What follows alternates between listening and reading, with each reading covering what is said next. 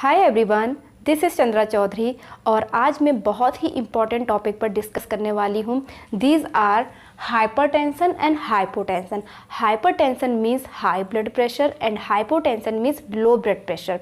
तो ये अगर देखा जाए बेसिकली ये बहुत ही ज़्यादा कॉमन डिजीज़ है, हमें हर एक घर में देखने को मिलती है क्योंकि हमारा जो खान पान है खासकर सिटीज़ में इतना ज़्यादा ख़राब हो चुका है, हमारी लाइफस्टाइल इतनी ज़्यादा ख़राब हो चुकी है, हम इतनी ज़्यादा बिजी हो चुके हैं कि हर किसी घर में इसका एक ना एक पेशेंट देखने को मिलता है, लो ब्लड प्रेशर का या फिर हाई ब्लड प्रेशर का। अगर इन दोनों की मैं कंपैरिजन करूं तो ज़्यादा डेंजरस होता है हाइपरटेंशन, लेकिन इसका पता ही नहीं चल पाता है, इसलिए इसे हम साइलेंट किलर के नाम से भी जानते हैं। एंड दूसरा है आपका hypotension, that means low blood pressure. इसका पता हमें चल जाता है क्योंकि हमें इसमें फैटिगनेस, डिजीनेस, इस टाइप की चीज़ें फील होती, तो हम अंदाज़ा लगा लेते हैं कि हो सकता है कि हमारा ब्लड प्रेशर कम हो रहा हो, तभी हमें इतनी वीकनेस फील हो रही है। तो ये भी है dangerous, but as comparison to hypotension, hypertension is more dangerous क्योंकि इसका हमें पता नहीं चल पाता है, तो इसीलिए इसे बेसिकली साइलेंट किलर भी कहते हैं। Silent killer. तो सबसे पहले चलिए स्टार्टिंग करते हैं हाइपरटेंशन की, कि एक्चुअली में हाई ब्लड प्रेशर होता कैसे है हमारी बॉडी में जनरेट। अब आप सभी को पता है जो हमारा हार्ट है वो पंप करता है कॉन्टिन्यूसली लाइक दिस, जैसे रेस्ट पोजीशन है, ब्लड इसमें भरा हुआ है, एक कंप्रेस्ड हो जाएगा, फिर रेस्ट पोजीशन में आएगा, ब्लड भरेगा इसमें, फिर जाएगी कंप्रेस्ड हो जाएगा, ब्लड ये होल बॉडी पार्ट्स में क्या सर्कुलेट करता है जब वो पंप करता है लाइक दिस। ऐसी मूवमेंट ये करते रहता है जो 72 टाइम्स पर मिनट होती है, ये आप सभी को मालूम होगा। तो एक्चुअली में मैकेनिज्म ये होती कैसे है, अगर मैं आपको वो समझा दूं तो आपको एक्चुअल में पता चल जाएगा कि हाई ब्लड प्रेशर क्या है एंड लो ब्लड प्रेशर क्या है, क्योंकि ये आपको समझना बहुत ज़रूरी है। तो सबसे पहले मैं यहाँ पर एक नॉर्मल सा एक डायग्राम बना रही हूँ जिससे आपको समझ में आ जाएगा कि कैसे ये वर्क करता है। ओके, तो this is the heart. Actually heart का डायग्राम ऐसा नहीं होता है, बस मैं आपको समझाने के लिए, जनरल समझाने के लिए ये चीज़ें कर रही हूँ। तो एज यू नो हमारा जो ह्यूमन हार्ट होता है, देयर आर 4 चैम्बर्स, इसमें 4 चैम्बर्स होते हैं। क्लियर? एक प्रकार से 4 कमरे होते हैं, हम ये समझ सकते हैं। अब जो ऊपर वाले 2 कमरे हैं इनको हम बोलते हैं एट्रियम, इन्हें हम बोलेंगे एट्रियम, एंड जो नीचे के जो 2 कमरे हैं इन्हें हम कहते हैं वेंट्रिकल। वेंट्रिकल, ठीक है, एट्रियम एंड वेंट्रिकल। अब क्योंकि हार्ट हमारा लेफ्ट राइट है, ये लेफ्ट पोजीशन है, ये राइट पोजीशन है, left position and right position, ठीक है। तो बेसिकली इनके नेम क्या हो जाते हैं, this is left atrium, this is आपका right atrium, this is left ventricle, this is right ventricle. I hope इतनी बात क्लियर हो गई होगी। अभी मैंने कहा जो हमारा हार्ट है लाइक दिस पंप, कंप्रेस होता है, रेस्ट होता है, कंप्रेस होता है, रेस्ट होता है, कंप्रेस्ड होता है। तो जब वो रेस्ट पोजीशन में यानी कि वो उसमें ब्लड आ रहा है तभी तो वो फिल हो रहा है हार्ट, तो वो ब्लड कहाँ से आ रहा है, तो एक्चुअली वो ब्लड आता है आपके लंग्स से होकर आता है। सपोज यहाँ पे लंग है, क्योंकि लंग्स से क्यों आएगा, देखो क्योंकि हम जो ऑक्सीजन ले रहे हैं वो लंग्स में जा रही है, लंग्स से ब्लड में डिफ्यूज़ हो जाती है, तो वो ब्लड सबसे पहले आपके हार्ट में जाता है और हार्ट के लेफ्ट साइड में जाता है, ठीक है। तो सपोज लंग्स से जो ब्लड आया इस तरीके से, पल्मोनरी वेन्स नेम है, वो नेम उतना ज़रूरी नहीं है क्योंकि टिपिकल साइंस का लेक्चर हो जाएगा यहाँ पर, तो इन जनरल वे में मैं आपको समझाना चाहती हूँ। तो पल्मोनरी वेन से लेफ्ट एट्रियम में आपका ऑक्सीजनेट ब्लड आया, ठीक है। तो ऑक्सीजनेटेड जब ब्लड आया तो ये वाला पोर्शन आपका रेस्ट पोजीशन में होगा जिसमें ब्लड भरेगा, ठीक है। तो उसके बाद ये वाला पोर्शन कंप्रेस्ड होता है और आपका ब्लड यहाँ भर जाता है, कहाँ, वेंट्रिकल में। तो यहाँ से ब्लड कहाँ चला जाएगा, लेफ्ट वेंट्रिकल में। अब वेंट्रिकल में जाने की बात क्या होगा, ये वेंट्रिकल वाला पार्ट कंप्रेस्ड होगा, तो यहाँ से ब्लड, ठीक है, यहाँ से ब्लड इस तरीके से होल बॉडी पार्ट्स में चला जाएगा, इस तरीके से, ठीक है। तो ये जब कंप्रेस्ड हुआ तो होल बॉडी पार्ट्स में चला गया ब्लड। तो यहाँ इस नली को कहूँगी मैं आपको समझाने के लिए, डक्ट, जिसके थ्रू जो ब्लड है आपका हार्ट से होल बॉडी पार्ट्स में चला जाता है, दिस इज कॉल्ड आर्टरी। वैसे मेन एओर्टा नेम होता है, फिर एक बहुत सारी आर्टरीज में डिवाइडेड हो जाता है हमारी बॉडी में, बट इन जनरल ये दिस इज आर्टरी।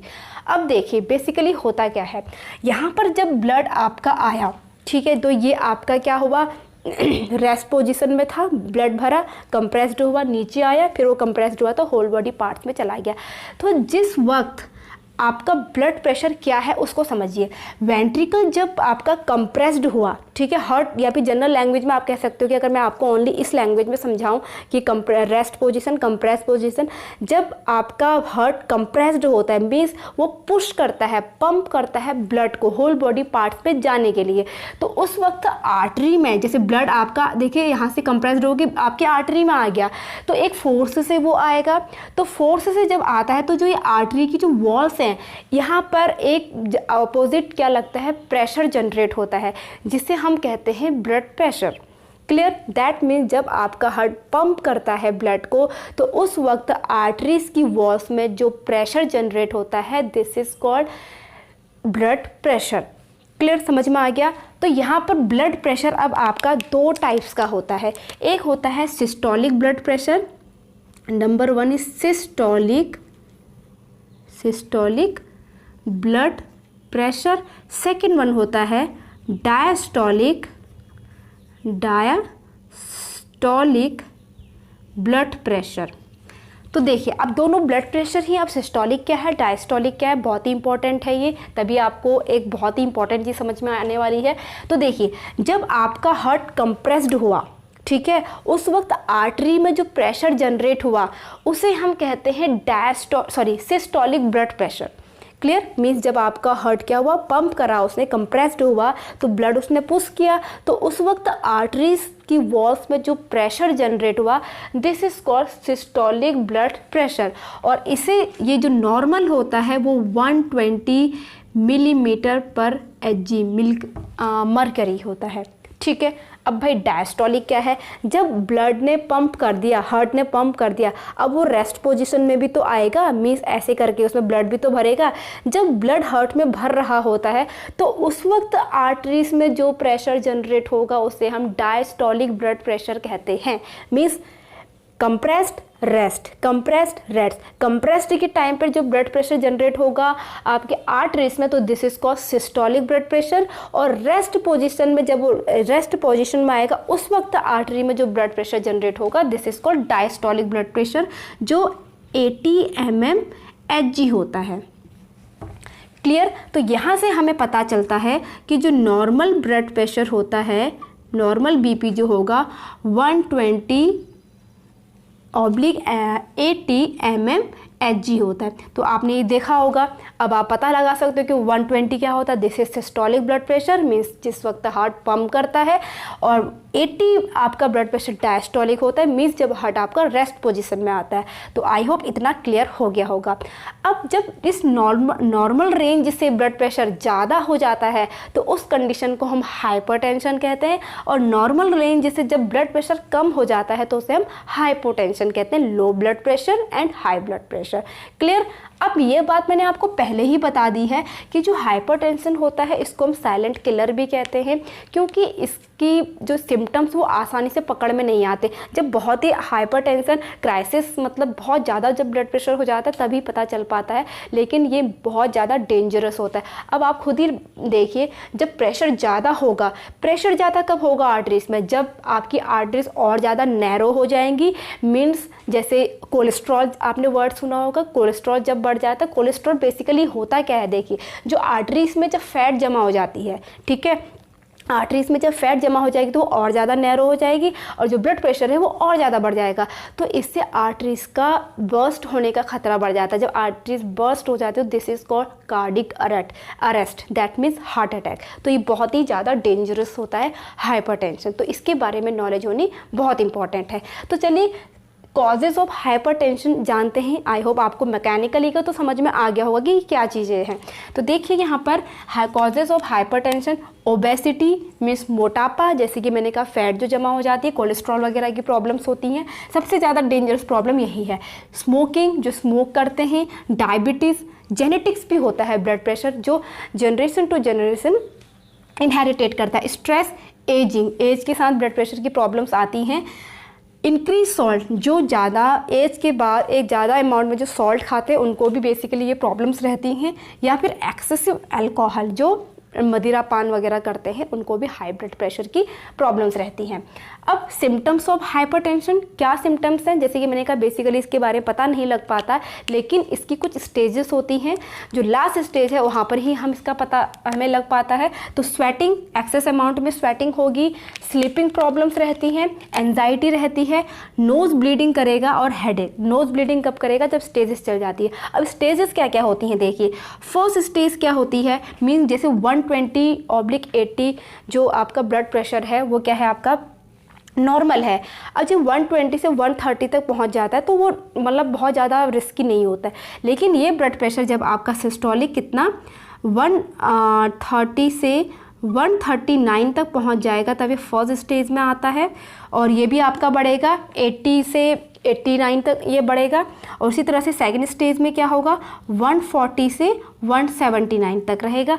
और थर्ड स्टेज क्या है आपका, मोर देन 180, ये सिस्टोलिक ब्लड प्रेशर है। और ये वाला आपका कितना हो जाएगा, 120। तो ये वाली कंडीशन क्या कहलाती है, हाइपरटेंशन क्राइसिस कहलाती है। ये वाली कंडीशन जब ब्लड प्रेशर इतना ज़्यादा बढ़ जाता है तो बहुत ही ज़्यादा रिस्की होता है। तो इसमें किडनी फेलियर का भी डर रहता है और आपके हार्ट अटैक का भी। अब ट्रीटमेंट क्या कर सकते हैं, देखो सबसे पहली बात, prevention is better than cure, सभी को पता है।